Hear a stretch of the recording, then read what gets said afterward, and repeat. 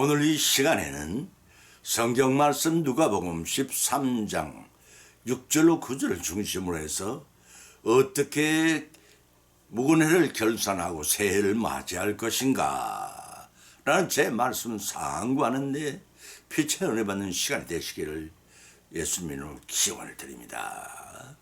묵은 한 해를 보내면서 자신을 돌이켜볼 줄 모르는 사람은 소망이 새로운 한 해를 맞이할 자격이 없는 사람이라고 할 수 있을 것입니다. 새해가 시작되면서 계획을 세우고 작정한 뜻대로 100% 성취한 사람 아무도 이 세상에 한 사람도 없을 것입니다. 왜 그러한지 어리석은 사람들은 그 원인을 찾지 못하건대 발견하지도 못합니다. 그러나 하나님을 섬기는 이들은 그 원인이 무엇인지 잘 알고 있습니다. 성경을 믿는 이들에게 교훈하기를 사람이 일을 계획할지라도 그 일을 이루어주시는 분은 하나님이시라고 했습니다. 이런 사실을 모르기 때문에 낭패를 당합니다. 대부분의 사람은 자신의 능력이나 배경이나 인맥과 인력을 통해 범사를 해결하려고만 듭니다. 그러나 우리의 배후에서 하나님이 원하시는 뜻대로 인간의 생사 화복을 주관하시고 역사하시는 분이심을 알아야 합니다. 천지 만물을 원하시는 창조 섭리대로 창조 이후 지금까지 통치하고 계십니다. 그와 같이 지구상의 수십억 명의 인간들이 생명을 정하신 뜻대로 한 채 오차도 없이 치료하고 계신 하나님이십니다. 따라서 인간 스스로는 아무것도 원하는 바를 성취시킬 수 없음을 깨닫고 순복하는 자가 현명한 자요 그러한 자들이 복을 받습니다. 그래서 예수님께 마태복음 12장 28절에서 말씀하시기를 수고하고 무거운 짐진 자들아 다 내게로 오라 내가 너희를 쉬게 하리라고 하셨습니다. 모든 삶에 좋든 싫든 죄야만 하는 모든 짐과 죄의 짐까지 너희 스스로 해결해 들지 말고 내게 맡기면 너희를 내 안에 평안히 쉬게 하시겠다는 하나님의 사랑의 말씀입니다. 네 주님을 그렇게 하겠다라고 네 주님 그렇게 하겠습니다라고 순종할 일이 몇 번이나 되겠습니까? 대답은 그렇게 할지라도 대부분의 사람은 입으로만 그렇게 말하고 행동은 스스로 해보려고 많은 노력과 시간을 투자할 것입니다. 이는 마치 오지포스의 신화라는 책에 등장하는 미련한 오지포스라는 이름의 인간과 같은 행위를 반복할 뿐입니다. 인간은 평생 동안 바위덩어리와 같은 무거운 짐 덩어리를 험난 정상에 밀어 올리려고 온갖 노력과 힘을 경주하다가 지쳐버릴 때까지 기묘하게 굴러떨어지면 또 밀어 올리곤 한다는 것입니다. 인간 스스로의 힘과 노력으로는 아무것도 얻을 수가 없습니다. 헛된 반복인 줄 알면서도 밀어낸 오지포스처럼 과연 우리의 지난 한 해는 어떠한 해였는지 한 번쯤 돌이켜봐야 하지 않겠습니까?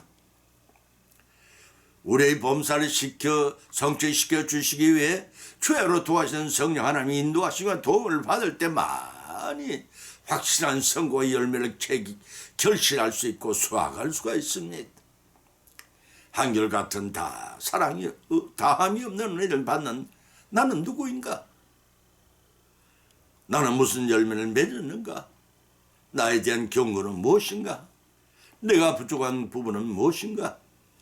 를 본문의 말씀을 삼고 상고하는 가운데 피차의 풍성한 은혜 받고 실천을 위해 결단하시는 귀한 시간이 되시기를 예수님의 이름으로 축원드립니다. 첫 번째는 나는 누구며 땅만 버리는 자가 아닌가 하는 것입니다.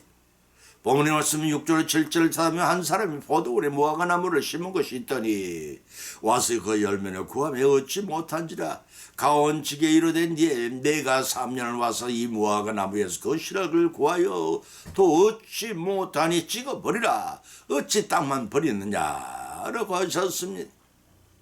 무화과 나무는 원래 심은 지 3년 만에 열매를 맺는 과일 나무입니다. 예수님은 이 무화과 나무를 우리 성도 비유로 말씀하고 계십니다. 여기서 3년이란 예수님의 공생의 기간이라고도 생각할 수 있습니다. 3년 동안에 무화과 나무에 열매를 맺지 못하면 영영 열매를 맺을 수 없다고 판단하고 계십니다. 본문의 주인은 열매를 맺을 가능성이 없는 3년의 세월을 더 기다려 주었습니다.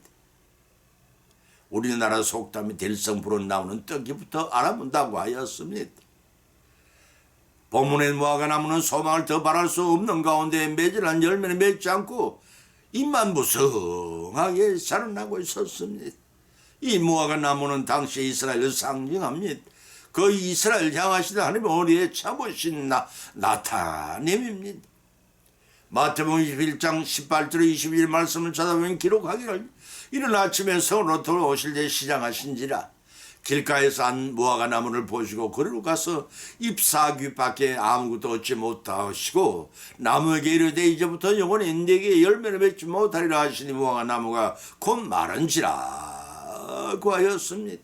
이러한 주님의 엄격한 심판이 강조된 데 비해 본절에서 누가는 주님의 인자심을 강조하고 땅만 버리느냐 열매 없는 무화과 나무가 수분과 영양분을 흡수하여 포도나무가 열매를 맺지 못하게 방해꾼 역할을 한다고 진노를 하였습니다. 하셨으니 이 말씀은 오늘날 성도들에게 대입하며 무화과 나무는 우리 성도들을 가리킵니다. 한 해를 살아왔고 한 해 인도하심을 받았기에 무사히 오늘의 내가 있는 것입니다. 그럼 나도 도대체 누구란 말입니까? 본절의 말씀 나를 가리켜 열매 없는 무화과 나무라고 말씀하고 계십니다. 아무 데나 버려진 잡초가 아니란 것입니다. 땅만 버리는 필요 없는 나무가 아니라 정성을 다해 포도원 한 곳에 심겨진 천하보다 더 값진 나무라고 말하고 있습니다. 인간의 생명이 천하보다 더 귀중한 목숨이기에 독생성자를 사람이 몸을 입혀 대속의 제물로 보내주셔서 구원해 주신 하나님의 사랑을 우리는 생각해야 합니다. 사랑하는 성도 여러분, 예수 그리스도께서 우리의 죄를 속량하기 위해 십자가에서 보혈을 흘려주신 만큼 우리 각자의 생명이 더 귀하고 소중한 것이라고 여기십니까? 아니올시라. 우리는 미불보다 못한 존재입니다. 하늘에서 내려다보시기에는 한 점 먼지만도 못한 가련한 존재에 불과합니다. 하나님의 형상으로 창세전에 만드시고 택하여 주시던 단지 그 자체만으로도 한결같이 사랑하시고 다함이 없는 은혜를 베풀어 주시는 하나님이십니다. 거기다가 죽어가던 우리의 심령을 구원하여 영생의 삶을 영위할 수 있도록 길을 열어 주셨으니 어찌 감사와 참여의 영을 돌리지 않을 수가 있겠습니까? 한 해를 지나온 나는 독생자 예수 그리스도를 십자가에 못 박아 주시기까지 천국의 자녀로 삼으신 하나님의 큰 기대를 한 번에 진 소중한 존재입니다. 거기에 부응하여 과연 저와 여러분은 하나님이 기뻐하시는 삶, 풍성한 믿음의 결실을 거두어 하나님께 칭찬하는 삶을 살아왔다고 생각하시는지요? 이 시간 나는 누구며 풍성한 결실을 맺으라고 필요한 모든 것을 풍성히 공급하여 주었습니다. 땅만 버리고 잎사귀만 무성한 무화과 나무가 아닌지 돌이켜보고 회개해야 할 것입니다. 두 번째는 나는 무슨 열매를 맺었는가 하는 것입니다. 본문의 말씀 8절의 기록을 찾아보면 기록하기를 대답하여 가로되 주인이여 검률에도 그대로 두소서 내가 두루 파고 걸음을 주리니라고 하였습니다. 가오원지게는 주인에게 무화과 나무가 열매를 맺을 수 있도록 기회를 한 번 더 부여해 줄 걸 간청하고 있습니다. 여기서 관의 주인은 성부 하나님을 가리키고 관지기는 예수 그리스도를 지칭합니다. 따라서 관직의 간절한 청원은 바로 죄인들을 위하여 예수 그리스도의 중보 기도라 갈 수가 있습니다.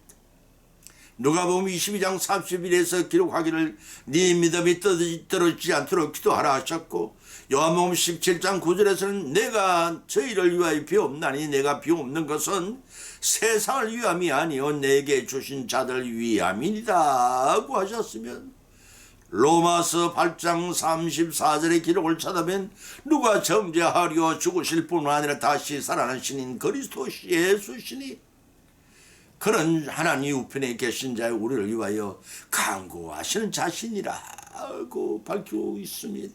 이러한 예수 그리스도의 중보 기도는 소돔과 고모라의 성을 위한 아브라함의 주모 기도를 반영한다고 창세기 18장 20절 23절에 밝히고 있습니다. 그러나 주님께서는 중보 기도만 하시는 것이 아닙니다.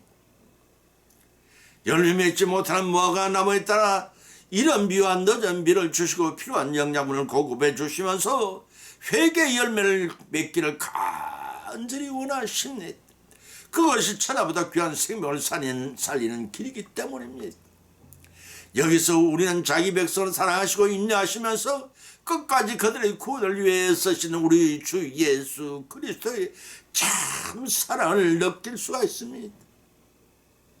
그런데 본절에서는 금년에도 그대로 두소서라는 말씀을 통해 우리 성도는 금년이나 한정된 시간을 주셨다는 사실에 주목해야 합니다. 이 기간의 때 회개해야 할 마지막 기회임을 깨달아야 합니다. 다시 말해서 유대인들이 하나님의 서민으로서의 특권을 가졌으나 회개치 않음으로 심판을 받은 것처럼 은혜의 시대에 살고 있는 우리 성도들 심판이 종말에 이르기 전에 회개에 합당한 열매를 맺어 나가야 합니다. 합당한 열매를 맺지 않은 이유는 포도원에 귀하게 심겨진 우리는 무화과 나무요 주인의 관심과 기대를 한 몸에 받은 풍성한 열매가 요구되는 입장임을 아셔야 합니다. 무화과 나무의 열매에는 대한 주인의 기대가 얼마나 컸던지 그 주인은 3년을 계속해 무화과 나무를 찾아왔으니 그렇지만 불행하게도 한 톨의 열매도 맺지를 못했던 것입니다. 예수님께서는 달란트 비유를 통해 어떻게 말씀하고 계십니까? 5달란트와 2달란트를 받은 자들이 배를 남겨서나 1달란트 받은 자는 땅수에 묻어뒀다가 도로 꺼내어 주인에게 들었을 때 진노하셨습니다. 무익하고 게으른 종아, 네가 마땅히 취리하는 자들에게 두었다가 내가 돌아왔을 때 본전과 별의를 받게 할 것이 아니냐 하시고는 1달란트를 빼앗아 10달란트 가진 자에게 줍니라고 하셨습니다. 이처럼 예수 그리스도께서는 각자의 주어진 달란트를 남기기를 원하십니다. 본절에서 무화과 나무로 표현된 오늘날의 성도들의 열매를 결실로 남기기를 요구하십니다. 그런데 사랑하는 성도 여러분, 여러분 한 해를 어떻게 보내셨습니까? 그토록 열매 맺기를 원하시는 하나님의 강구에 부응하여 나는 무슨 열매를 남겼다고 주님 앞에 고백하고 자랑할 수 있겠습니까? 세 번째는 나에 대한 경고는 무엇인가 이미 본문의 말씀 9절의 기록을 찾아보면 이후에 만일 과시 실과가 열면 이어리와 그릇처럼 찍어버리소서 하였더라 하시니라고 하였습니다. 본문의 말씀은 잔인하게 느낄 만큼 과감한 징벌을 묘사하고 있습니다. 이는 이미 도끼가 나무뿌리에 놓였으니 좋은 열매 맺지 않은 나무와 지켜뿌리에 던지으리라고 외친 마태복음 3장 11절 요나이 이스라엘 백성을 향하신 질타를 연상케 합니다. 전도서 3장 1절로 2절에 기록하기를 천하의 범사가 기한이 있고 목적이 이럴 때가 있나니 날 때가 있고 죽을 때가 있으며 심을 때가 있고 심은 것을 뽑을 때가 있으며 라고 하였습니다. 겉으로 알 수 없는 하나님이 내도 시종이 있음을 서늘하게 깨닫게 하시는 말씀입니다.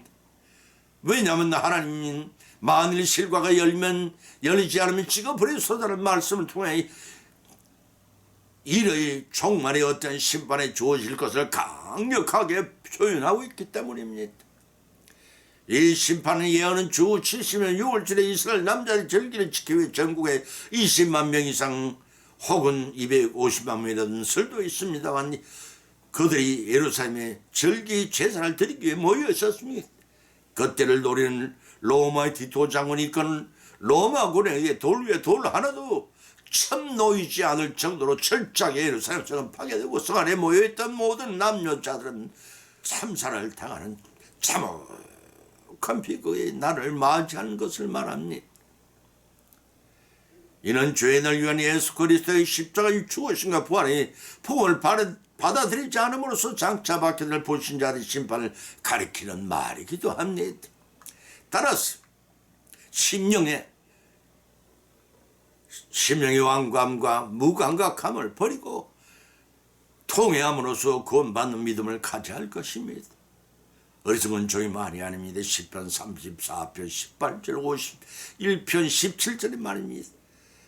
바로 본절의 무화과 나무가 계속해서 열매를 맺지 않으면 찍어버리는 저주의 성의 심판을 말씀하신 것은 과연 주인은 얼마나 무화과 나무들인 우리를 사랑했고 기대했기에 그만큼 경고하고 하고 심판도 엄청난 것임을 우리는 명심해야 합니다. 그런데 우리 자신들은 지금도 아무 것도 깨닫지 못하고 무감각한 시대에 살면서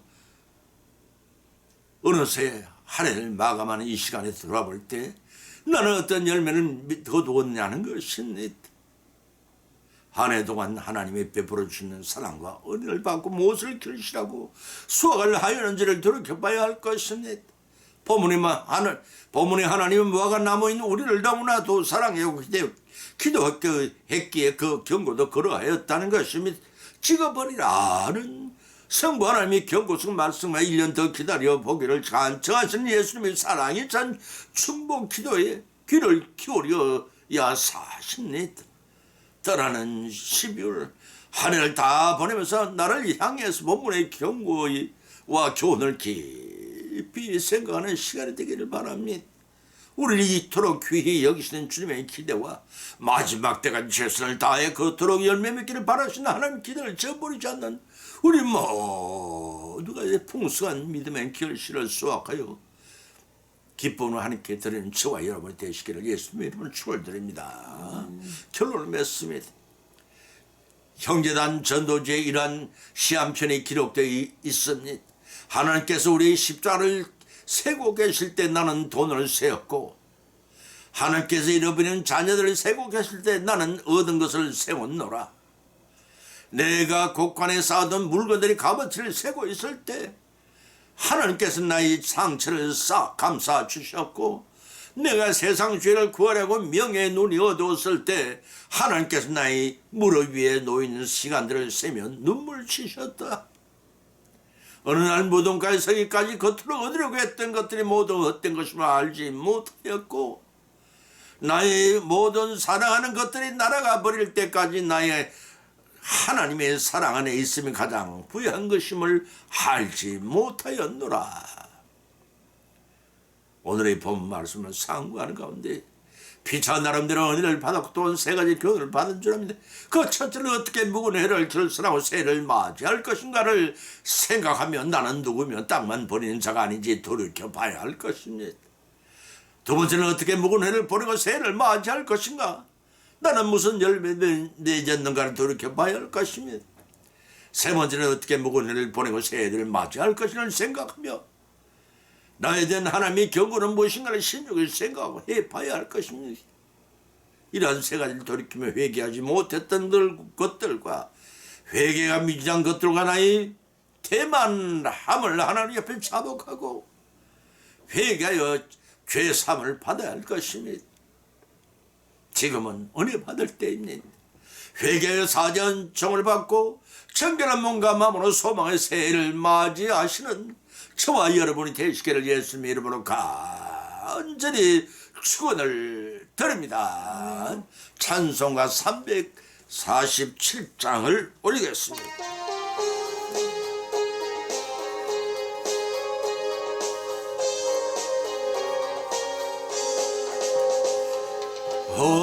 허락하신 새 땅에 들어가려면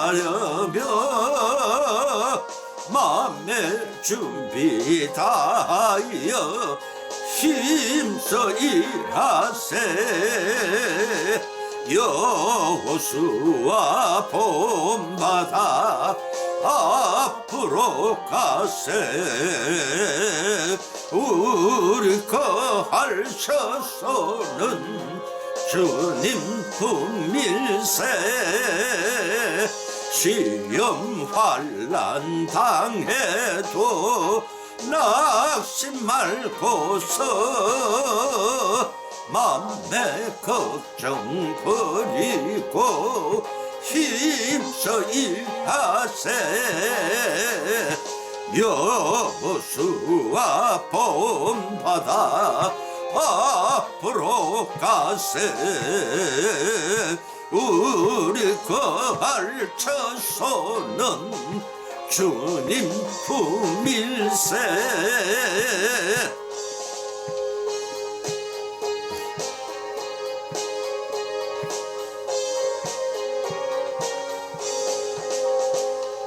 앞서 가신 예수님 바라보면서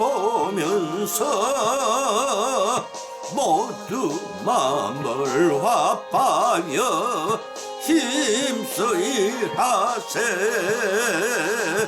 여호수아 본받아 앞으로 가세. 우리 거할 처소는 주님 품일세. 일할 곳이 아직도 많이 있으니 담대하게 나가서 힘써 일하세. 여호수아 본받아 앞으로 가세. 우리 거할 처소는 주님 품일세. 아멘.